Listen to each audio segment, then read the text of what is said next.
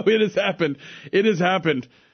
Bernie, you can't just tell half the story. Yes, I was giving a toast at a Texas wedding, and I felt out of place because I was not wearing a hat. So I took a hat from someone. He just randomly, oh, look, this one looks nice. I took a hat. Typical liberal thief. Oh, come on. Okay, but here's the best part. There's more to this story. You going to tell that part? So I give the toast. It was totally a scene from a Garth Brooks song. Everything about it. It was glorious. I go to the bathroom, and I'm standing at a urinal. Right, of course. And there's where every good story starts. That's right. And the guy next to me said, wow, I really like that hat. And I said, yeah, I don't know whose it is. And he said, it's mine. Getting to know your neighbors. So anyway, yeah. But you know what? I was Wednesday the best story. man at that wedding. I was the third most important person at that thing. That's so right. It was he all right. needed a hat. Anyway, welcome to our Wingin' It Wednesday panelists. Wingin' It brought to you by LABI. We're going to talk about what member services are offered coming up. We'll talk to Stephen Wagasback here in just a couple minutes. So lots going on. Definitely not a slow news week. We're happy that Bernie is back, and she came back just in time to help me referee this fight. Bernie! What? Hello! So we're going to start, kind of in the vein of remembering John McCain. Still a lot of tributes back and forth. We heard yesterday in the state of Louisiana, Louisiana flag and the U.S. flag going to be lowered to half staff as well. And then, of course, as with everything else, there's always a lot to be made about how the president handles things, how he reacted, how soon he reacted. And I wanted to just ask you guys, in talking about this, and people would say, he was silent. Well, he did tweet, and that is his kind of way of doing things. But is there like a specific way to honor someone or to denounce someone or some group? We have heard this also. We know he's different than any other president, but I'm always interested in the way people analyze the way things get done. So, Carol, we're going to kick things off with you this morning.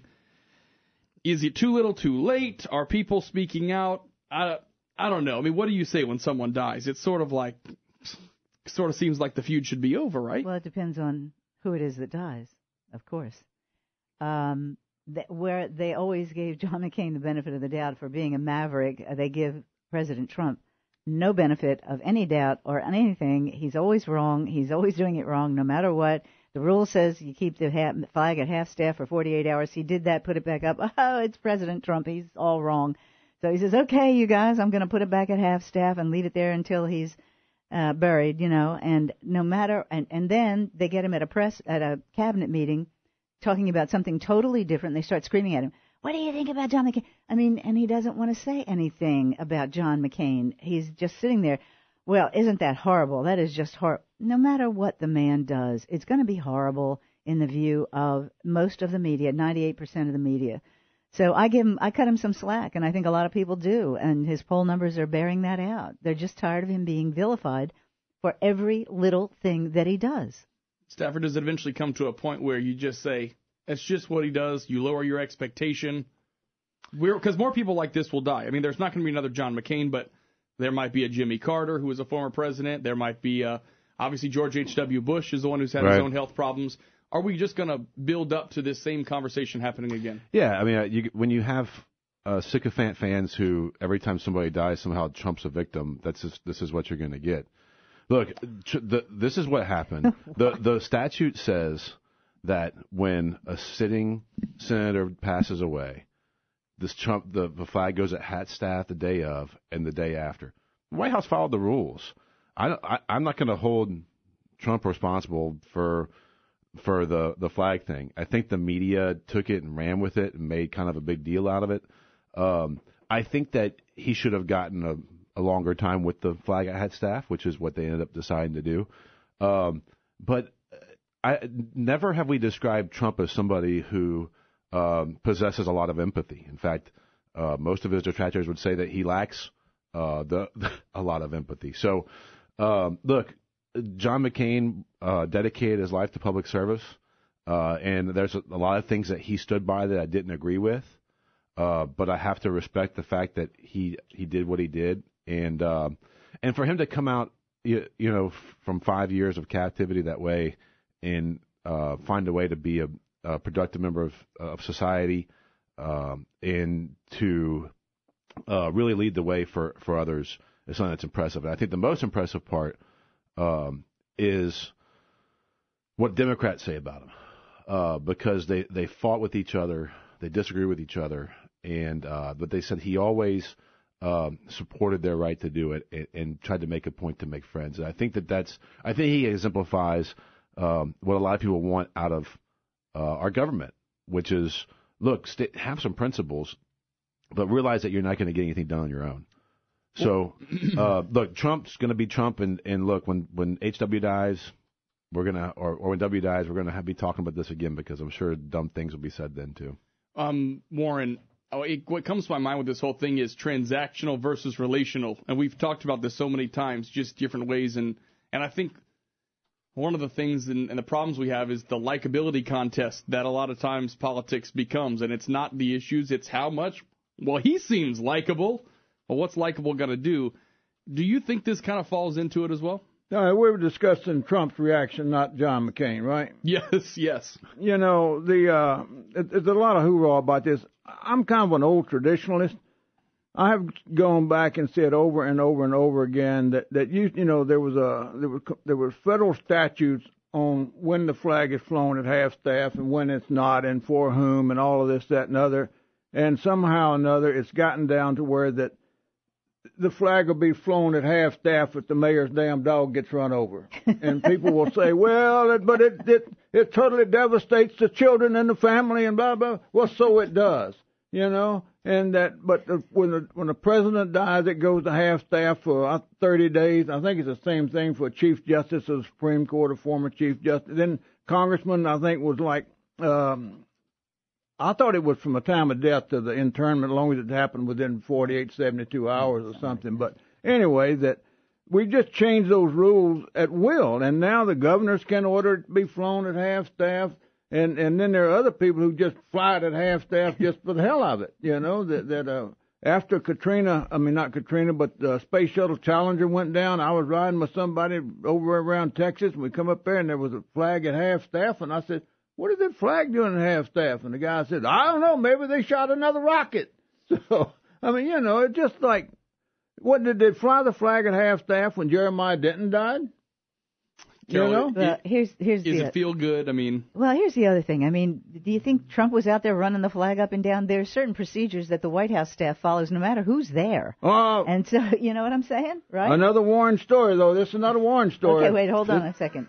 So the question, and people are talking about empathy. Does he have any empathy? Well, I would say his actions are more important than anybody's words of comfort to anybody. Trump's actions in terms of what he has done for the economy, what he's done for minorities, look at the unemployment rate, et cetera. So that's the real empathy that I'd like people to focus on. All right, Warren's story. An attorney told me that when John F. Kennedy got assassinated, is that the flag was put at half-staff at the Lafayette Courthouse. It came back in that afternoon. It was back up at the top. The next day they put it at half-staff. They go back at lunchtime or whatever, and the flag is back up at the top. So finally, the deputies or whatever were standing out there watching, and there was a certain attorney in town. I don't know who that was, but he despised Kennedy, so he was going out there and running the flag back up the flagpole. So there's Warren, always with a nice little anecdote. Hey, you always know something weird, don't you? I do. And that Paul Harvey. Oh. 20 years later. The rest of the story. He would call Warren for the rest of the story. 20 years later, Paul Harvey said he had one hole-in-one playing golf. And he never could tell anybody because it happened the afternoon that John F. Kennedy was assassinated, and he went to play golf and he couldn't tell anybody. Do you know That's Paul a memory Harvey? of a Highlander for you. Wow. Memory of a Highlander. Paul Harvey broadcast from the Hilarious, studios in the oil center back in the 60s. All right, 7:20 now. We're going to talk about Trump versus Silicon Valley. Is there any empathy there? We'll talk about that next on Wingin' It Wednesday. All right, so Google and the rest of Silicon Valley are going to have to do something they probably never thought they'd have to do. They probably never thought people would know enough to ask about it, and that is to explain what an algorithm is. Everyone has questions about how their Facebook newsfeed works, how Google results happen, and let me tell you, the internet is a vast place. It seems like everything is targeted towards you. It's why I knew my wife was pregnant, because she was searching for baby stuff, and it was showing up as ads on my Facebook. Little things like that. So yesterday, the search term Trump news, the president was tweeting about saying that all the news came from fake news and bad sources. Google quickly responded saying its process for serving the most relevant content depends on browsing history and cookies. So, is this just a situation where, as we talked about earlier, someone Googled themselves and was not happy? Stafford, we'll start with you. So this is like the ultimate case of like old people on the internet. So so Fox Business ran a story that came from a non-scientific poll, which is where they likely grabbed it from, that said that if you Google Trump X, like Trump with something next to it, the majority of the stories were coming up from either AP or Reuters. And that group held AP and Reuters as left-wing media and held companies like InfoWars that passes out conspiracy theories as more center of the road. To be fair, I think it's still far to the right. It's still to the right. Yes. Right center is where they put InfoWars in that study, right? So this gets on Fox Business, Trump watches it, and then he turns around and gets mad at an algorithm, right? He gets mad at math. So the way that Google's algorithm works, it propagates based on hits, from my understanding, and there are websites who do try to manipulate that in an entertaining way. Reddit being one of them, that will upvote pictures of Trump where the picture is labeled treason. Right, so that if you Google treason, the first thing that pops up is an image of Trump. So there are sites that actually do that. There are places that try to do it, but you can that can only get so many hits. It's not feasible for them to do it. They try to manipulate it, but they can't. Look, Google's algorithm is not doing anything negative to Trump. This again is him just not understanding how something works, so he assumes that it's bad. He's going after the media. And now he's going after the media aggregators, right? So this is just another case of right-wing censorship and big government trying to come in and control things. So, Warren, I thought one of the things that kind of got taken out of context, a lot of the headlines you saw were Trump ally says the administration would look at regulating searches. And it seemed like that was the response to a question. Would you look at regulating them? And this aide says yes. You know, the problem is that there are rhythms and there are algorithms. There's nanoseconds, microseconds, picoseconds, and there's all kinds of things. And look, I mean, there's no question about it that most all of this stuff is manipulated in some kind of a way to suit people's biases. I mean, it's the same kind of thing. Stafford always wants to talk about the radio host in Texas, Alex Jones, which I never listened to Alex Jones and don't watch anything he does, but I'm aware of him.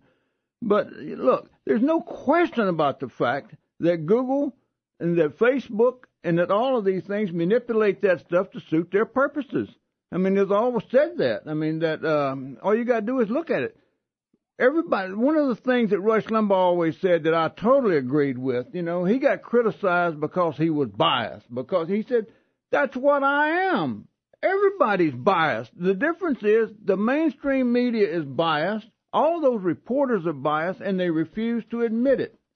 We all are, and we all act that way to a certain extent. I mean, you know, everybody comes, I'm 100% objective. I never take sides one way or the other. You know, that is total BS. And so, you know, that to sit there and try to say that Google and Facebook and all of those, they're straight down the middle. They don't lean one way or the other. It's just absurd. It's more absurd than anything Donald Trump tweets. Carol, you know, the interesting thing that often comes up in this conversation is conspiracy theories, which I'll tell you, Bernie has opened my eyes up to things that I always thought was a conspiracy theory that actually ended up being true. That whenever someone first came out with it, it was like, there's no way. And then the more you learned about it, it was. Well, everyone has their Google, ability Facebook, to have an opinion. There are people behind Google and Facebook, and they are acknowledged for their view is a little farther to the left than the mainstream, and they make judgments all the time about who to demonetize, who to limit content on which sites. They make decisions all the time. Very rarely do you see any kind of conservative medium listed in on the what they call the front page and in the first sections, unless you're a business and you do, you know, SEO and that kind of thing. And because that's the deal. We've known that they do lean not politically, but toward the people who pay them to show up higher. Well, what they consider hate speech. I mean, those are Facebook, I did a whole bit yesterday. Where's George Carlin when you need him? Trusted flaggers. Facebook now has trusted flaggers. You know who one of their trusted flaggers is? Southern Poverty Law Center. Holy moly. How can anybody consider the Southern Poverty Law Center a trusted flagger? I mean, they are so far to the left, and for them to be making value judgments on anybody, they have delegitimized a number of very moderate organizations because they considered their premise for being as hateful and hate speech, etc. Mm-hmm. So, yet, you listen, the user has to be aware of all of these things, and we are being manipulated all the time. So just be aware of that. But would you say that people aren't having a hard time finding it because where else are they seeing it? Like the stuff that gets shared on Facebook that you look at it and it's not even the stuff that's kind of maybe in the middle. Well, but I tell you, it gives you an insight into why Trump is so fond of Twitter, because they do a lot less of that. You manage your own account more or less, and they've done a lot less limiting of what you post on Facebook, etc. They don't have, as far as I know, any trusted flaggers. Stafford, you can get on this. Yeah, so there's a really interesting podcast from Radiolab where they talk about how Facebook censors or reviews what gets flagged, because just because something is flagged doesn't mean that it gets taken down. It has to actually go back and get reviewed and follow its policy. And to lump Facebook, Google, and YouTube together is disingenuous because they do three different things. Yes, YouTube has demonetized stuff. I agree that some of the stuff they demonetize is wrong. Okay, I understand what you're saying. Just because it's owned doesn't mean they do the same thing. One's a video site, another one's a search aggregator. Google is much more a mirror of society based on clicks, hits, and everything because it aggregates indexed sites. It doesn't aggregate non-indexed sites. So, yes, YouTube should not be monetizing some of those channels. Twitter has taken down Milo Yiannopoulos. They've taken down Roger Stone. They've taken down others. So to say that their selective editing is significantly worse. But Warren's statement that Google leans a certain way is just factually incorrect. It's math. They're not going to open their algorithm to anybody because that's how they make their money. But it's patently false to say that it's being manipulated. Warren, wrap this one up. You have to correct my factually incorrect statement. Algorithms and all of that stuff were all done by human elements. Somebody has to program the stuff in there. Somebody has to put 2 + 2 on a calculator too, but it doesn't mean it doesn't equal 4. Right. But it also is just like a spreadsheet. It depends on what formulas you put in there as to what your outcome is going to be.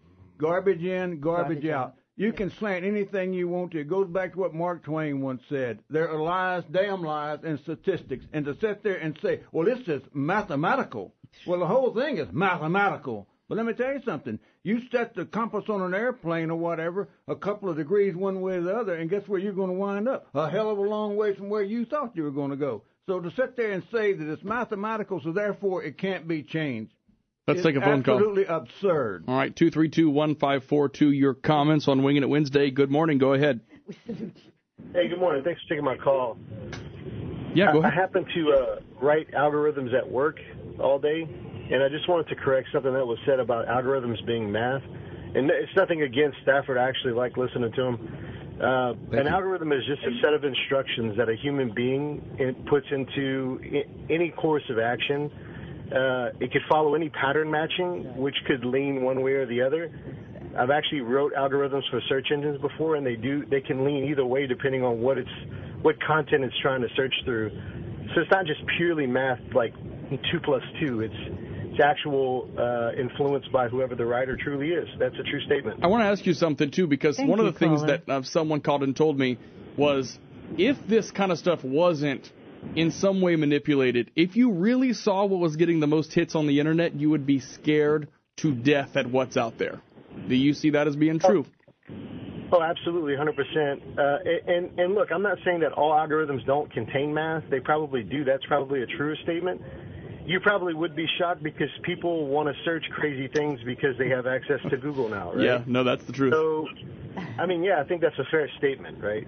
So. All right, thanks for the input, for sure. Appreciate it. All right, we're going to jump on. We're going to talk about some local issues coming up on Wingin' It Wednesday. Thanks for joining us today, and for Warren, Carol, and Stafford for waking up early, going through all that hair and makeup, you know. Gosh. God. All right, we're going to... I have no idea. All right. Y'all are hilarious. All right, I just wanted to do a little traffic check for those who are driving around this morning. We have Apollo Road at Cameron Street. There's a fender bender there. That's Apollo Road at Cameron Street. Watch out in that area. Reported about 15 minutes or so ago. Traffic crash on Kali Saloon between South Beetle and Green Tree. That's on Kali Saloon Road. Let me narrow it down a little bit more. On Kali Saloon Road between South Beetle and Aberdeen. So please be careful in that area as well. Traffic brought to you by the folks over at Louisiana Sleep Solutions. There is an alternative to a CPAP machine. Find out more. Louisiana Sleep Solutions, 234-3551. Go to louisianasleepsolutions.com. Carol, you're getting so worked up, your shirt came untied. It's just your sleeve, though. Yeah. It's just your sleeve. It's okay. Speaking of Google searches. Facebook Live, huh? No, I don't. Oh, is it supposed to be that way? Yeah. Let me Google Carol Ross You do not know image. fashion. Yeah, do that. Rob, you cannot be commenting on filter my out. sleeves. Well, I was. They don't come apart. I'm glad I It's just a commented decoration. because I was about to jump over there and tie it for you. Then you would have Yeah. really been uncomfortable. That's what Google my filters wings. out. Yes, And it's I your have them on wings. both sides, right wing, left wing. Red Bull gives you wings. All right, so we're going to bring the Crazy. conversation back, Logo, and a bit more serious. There's a new lawsuit filed against the St. Landry Parish ex-priest, filed actually by the victim. This week, KHC reported the church where Father Guidry was serving actually had a farewell luncheon for him when allegations surfaced, and now we just learn more and more. It's like as the day goes by. Warren, I feel like the reason people kind of have a hard time, and Bernie and I were kind of texting about this earlier, when all this happened in the early 2000s and a lot of it came to light and you saw sweeping changes in relation to Boston and everything else, do you think people let their guard down because they thought, all right, well, all the bad is gone now, let's just move forward, and now it's bubbling up again, and it's like people don't really know what to do? Well, it really started opening up in the 1980s. And, and of course, Lafayette, Louisiana is the epicenter of that. And not that it was where it all originated, but it's where it became public knowledge. And that Because whether you love him or hate him, Tony Fontana went to tackle this because these kids claimed how abused they were. I mean, this was something that people did not hear before, and it pushed it into the light, but it's still taken 30 years for people to really start understanding. You can't hide it. You can't send somebody somewhere. Well, look, J. Minor Simone was one who tried that. I mean, was one who represented that first kid in the criminal trial, and he said, "I will not settle. You want to hire me? We're not going to settle. We're going to court." And Ray Mouton wrote a very good book about that, and it's called In God's House. But he had to change it into a novel. But I think that it's the first 3/4 of the book, I think it's spot on. As long as you know who the characters are, because he had to change it to fictitious names, fictitious towns, and all that. I think it's absolutely spot on. When you go start looking at this stuff, and Stafford criticized me for getting on YouTube, is that when you want to go on there and pull up some of this stuff. One of the guys in that book I think his name was Father Doyle. He was the canon, like the Attorney General in Washington or whatever. He was the chief legal person for the Catholic Church in the United States, and he contacted Mouton and said, "You haven't even got to the tip of the iceberg yet." Exactly. And he started telling him about how widespread this thing was, how corrupt it was, and that there's some interviews of them interviewing him and telling him about it, and that there's another one on there when Flynn left here, he went to Minnesota and Minneapolis, and he tells everybody that he solved all these problems down here, that he met with every family and blah blah blah. Not one single family said he came and met with us.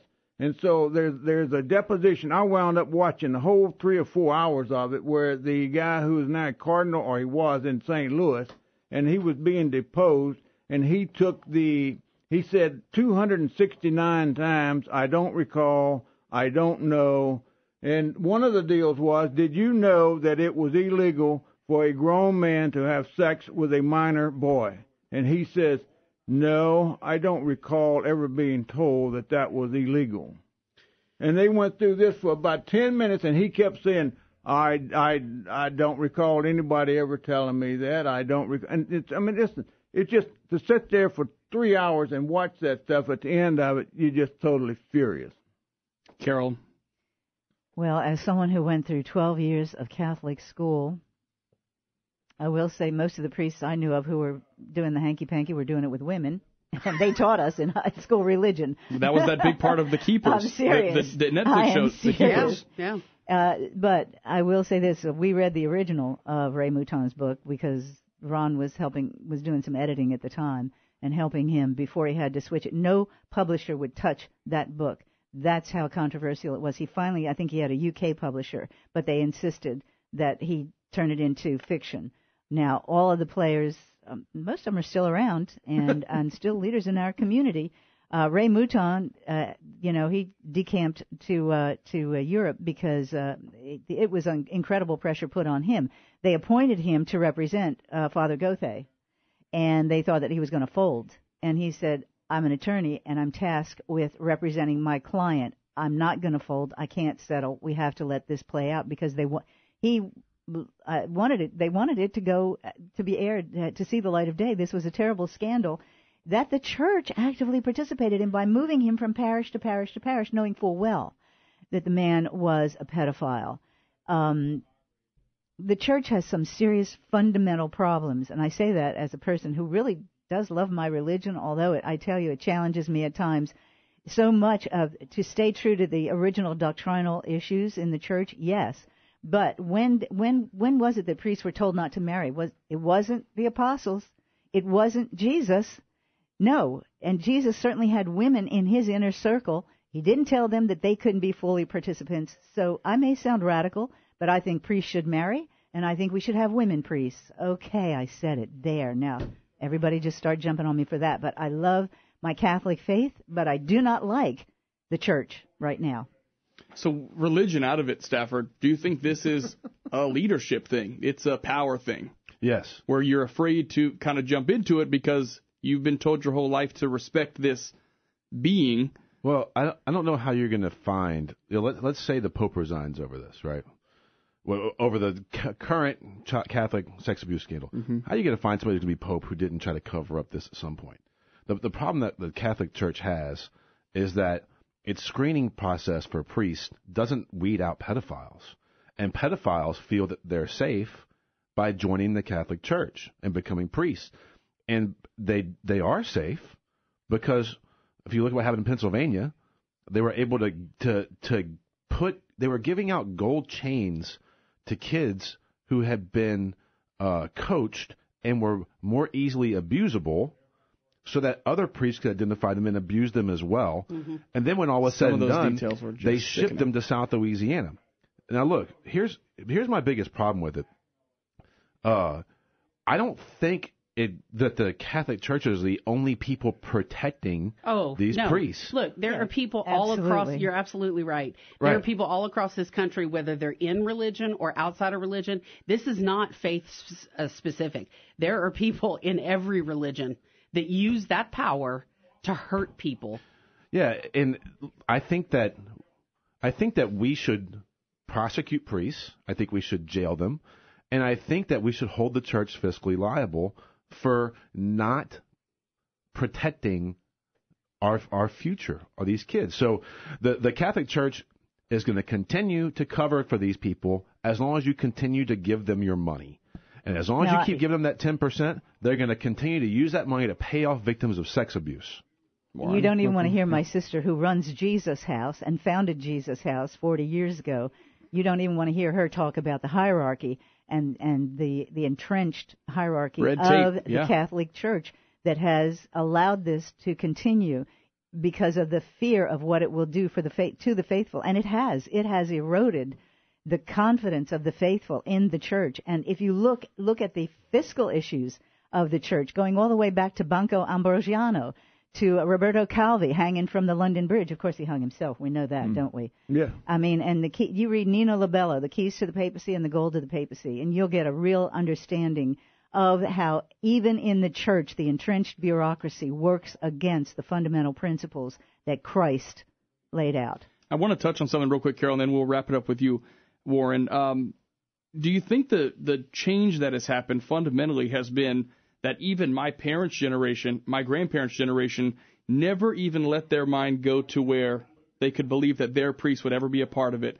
Now you have people who are my age, and you're not my age, but you've come around to think, you know what, I like my religion, it's personal to me, but I'm not going to turn a blind eye just because it's the church. Well, look, there's and that doesn't just go with the Catholic Church. You know that you have a lot of the Protestant denominations or whatever, where that preacher says he was correct. Personally got a telephone call from God that said, "I want you to be my messenger," and that those people in the church they use that power, and it doesn't matter. It's not specific. And so many of those people believe that preacher is absolutely the authority, the authority from God, and you don't question him. Mm-hmm. And that I think that's a lot of it. But now in the Gilbert Gauthier deal, which I think he admitted to molesting over 300 kids, I believe, but it came out. I believe it was in the trial. It came out where there was a letter sent from I believe it's the rector of the seminary, who recommended that he not be ordained a priest, because, quote, he has an abnormal affinity for young boys. Is that he was actually caught like 2 or 3 times while he was in the seminary molesting kids. Well, and a lot of this goes back to the declining vocations to the priesthood in the first world and the second world. There are many third world. They go and recruit in the third world, but in the United States, vocations are way down, and there are fundamental problems that they're having, allowing certain people to be priests. And the recruiting, I'm actually glad that you said that, because the recruiting of young boys into our terrible things in society are universal amongst predators. It's universal amongst sexual abusers, amongst terrorists, amongst cults. They groom you. They know what they're doing. They look for the weak, and they groom you. And yet we vilify some, right? And we don't vilify others. I think it's time that people stop giving money to the Catholic Church until they solve their problem. All right, we're going to take a phone call to wrap this up, and I really appreciate you guys, because this isn't an easy conversation to have, because it's so personal. You're talking about a personal relationship. We go to the phones at 232-1542. Go ahead with your comment. Hello? Yes, go ahead. Okay, I just wanted to point out one thing for me. I've been Catholic all my life, and I will be for the rest of my life, because there is no other place in the world except the Catholic Church where I can receive the body, blood, soul, and divinity of Jesus Christ. And that's all I wanted to point out. All right, thank you. Well, not everybody feels that way, though. You have to remember, not everybody's Catholic. So, just to drop a grenade, like on the way out. Because that's what you like to do. It's one of my favorite things. Staph infection, Barnett. So we send our kids to church and we go, hey, we're gonna trust these people with your kids, even though we know they have a history of it, right? Where we probably shouldn't do it, especially in Acadiana. And then we say a group who doesn't have a history of it can't read books to them. Oh, well, there you go. Okay. You're welcome. So how do you know? That's a weird you connection. Don't know. You don't. No People are individuals. It's an apple and oranges thing. You don't know anybody. You know what? You know why some people nowadays don't let their kids go to sleepovers? Hey, yep. I'm one of them. You don't know. You don't know what people do when they close their doors. It's not happening in the libraries. You don't know if they dress in a suit or in a dress. Or they're in the pajamas. Creeps come in all shapes and sizes. 7:50 now at Newstalk 96.5 KPEL. We'll return creepy don't care after this, because creepy don't care. We have one more segment. We did. All right, 7:53. By the way, we're training my godson up in Virginia on what a healthy debate is. Is that how you want to lead with this? When we just had the grooming discussion? They're listening up in Virginia, so good morning to Owen and the rest of the crew up there. Okay, so 7:53. There was a fifth topic I sent last night, and I have decided to punt on the original fourth topic. And I would like to talk about got our head in our hands. I would like to talk about the frustrated dolphin that has led to a swimming ban, because the dolphin is apparently... You're going to regret this. ...feeling romantic and has no mate. So he is trying to mate with boats with rafts, jumping over kayakers. I So want they to know said who made that determination. they said, get out the water, guys. Get out the water. We have a frustrated Whale, dolphin.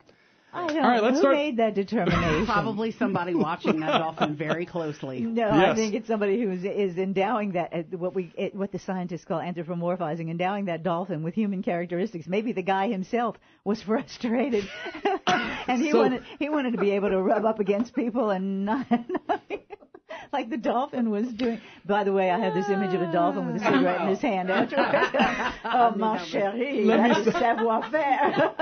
Let me say this. Let's talk about dolphins. Stafford actually enlightened me to some research that happened in the 50s, and it was NASA funded. You can go ahead and tell them about it. Real. Well, somebody needs to Not the graphic part. somebody needs to give that dolphin a hand. All right, so second part, right? Yeah, that's the problem. He doesn't have opposable thumbs.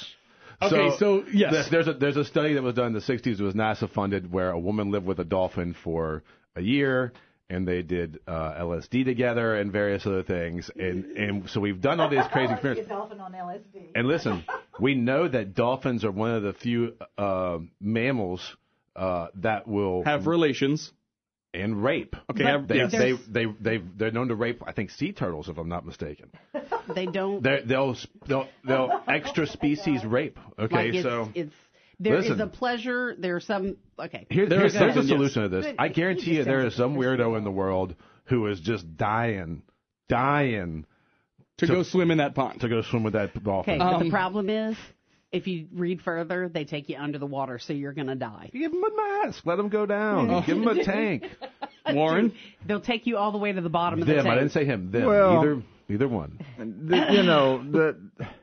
If the sea turtle consented to it, and Was it a consenting turtle? But it can't even see backwards to know where it's coming one day I'm driving along down the road with the radio on. There we I go. probably was on KPEL. This was back years ago when there was a lady named Dr. Laura. Oh my God! And yes. so somebody called into Dr. Laura and wanted to know if it was okay to be in a romantic relationship with an animal.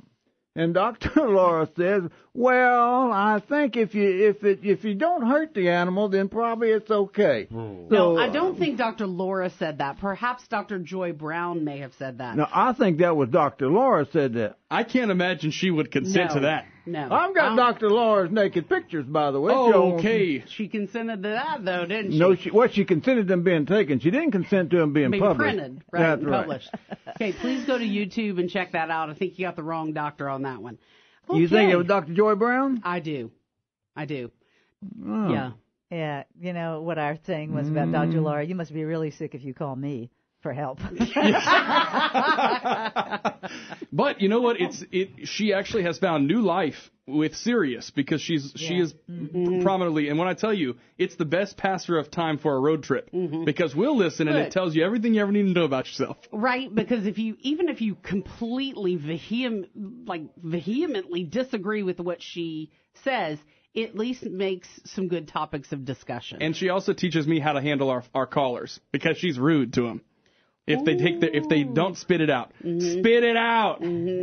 Were you abused or were you not? Just say it. You know. There was a young lady that was saying one time that her dad had Sirius on in his car, and he was taking her brother's little league ball team, some of them, and so while they're riding down the road, one of the kids reached over and punched the radio, and so it came on one of those obnoxiously rude channels. Howard Stern, the dad probably. like to wreck the car trying to get the radio back. There's more Wingin' It Wednesday next week, guys. Thanks for stopping by. Bye, kids. Good talking to you. All right, we're back with more on Wednesday, August 29th, 2018.